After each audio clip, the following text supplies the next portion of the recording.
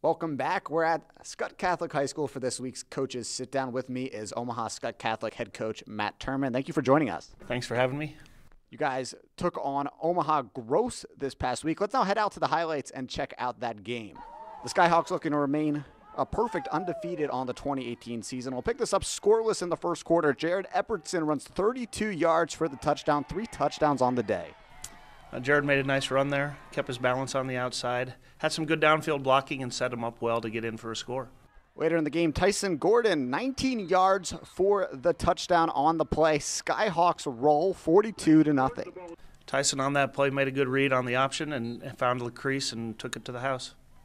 Coach, you guys are now 8-0 on the season. What a win, a dominant performance Thursday night. It took a little bit to get going. It was 0-0 after the first quarter, and we talked about trying to get up on them quick, but that didn't happen. But our kids persevered pretty well. This offense, the whole season's been absolutely terrific, putting up numbers left and right against every team in the state, it seems like. What's clicking with this offense this year? Well, the run game has been dominant so far. We hope we can continue that.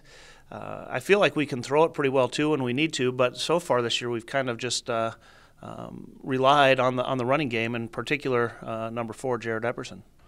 Speaking of Everson, 3 touchdowns against Gross Catholic. He's had a tremendous season. Number 4 has been your workhorse. What have you seen from that player on the practice field? Well, he's worked really hard. Starting, in the summer times too. He's put on some weight, added a little speed, and he has a breakaway threat that we haven't had for a while. Not only is the offense terrific, but this defense this season, it seems like game after game after game, there's either a safety or a fumble recovery or an interception. What prides the defense every game? Well, our team and our program has just always talked that defense comes first. We play more guys on the offensive side of the ball. We tell some of our two-way players that if you need a break, you're going to take it on offense. And so there's a lot of pride just in how we play the defense. We talk about getting a bunch of guys to the football. We do pretty well at that. We've been really stout against the run this year. We've made some teams one-dimensional, and we have given up a few yards through the air, but part of that's because the run defense is so good. This season, wins against York, against Roncalli, against Waverly. You're beating the best of the best in Class B week in and week out. What does this say about this team that you're coaching this year? Well, I think these seniors are hungry. As sophomores and juniors, they were part of teams that made it to Lincoln and made it to the state championship game, and we didn't quite get it done on either year. And so I think that in the back of their mind is their ultimate goal. We talk about taking it one game at a time, but they are hungry to maybe take that next step that we haven't had in the past 2 years anyway. And so hopefully if they keep working hard, maybe we'll get a chance to do that. Right now your team is clearly the top team in Class B, undefeated on the season, but they're still high schoolers. How do you make sure these kids stay humble and don't get too cocky out on the field? Well, we tell them all the time that we need to get better each week. Our goal is to be the best team we can be, and if that's good enough to win Class B, that would be great. So we just try to tell them, let's just play our best game this week, and if we do that, I think the wins will take care of themselves.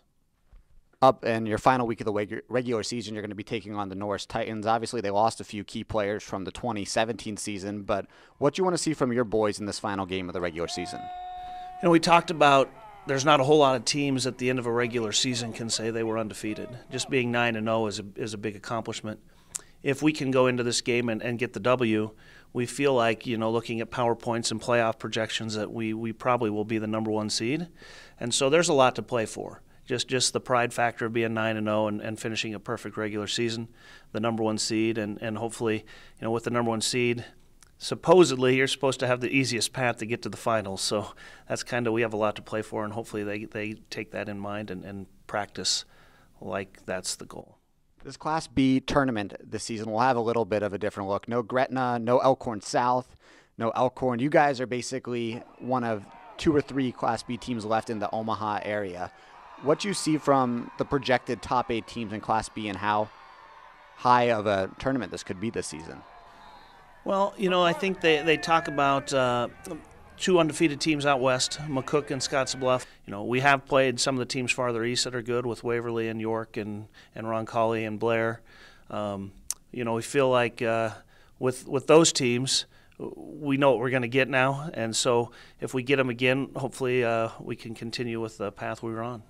Hey, Coach Turman, thank you so much for joining us. The Skutt Skyhawks right now are 8-0, the top team in Class B, and we'll be right back after this.